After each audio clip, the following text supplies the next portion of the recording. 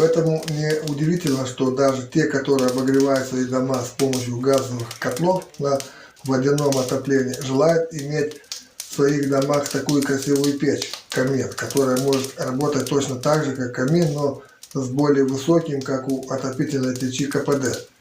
Через стекло приятно, как я уже говорил, смотреть на горящие дрова в топке, поэтому и колосниковую решетку в топке печи устраивают и адаптируют чаще всего для более полного сгорания дров. И этим и объясняется, на мой взгляд, популярность такой модели печи. И далее я предлагаю посмотреть более внимательно порядок этого проекта, для того, чтобы иметь возможность построить у себя такую же печь. Если вы еще находитесь, конечно, в поиске интересных проектов печи, и вам эта тема все еще интересна.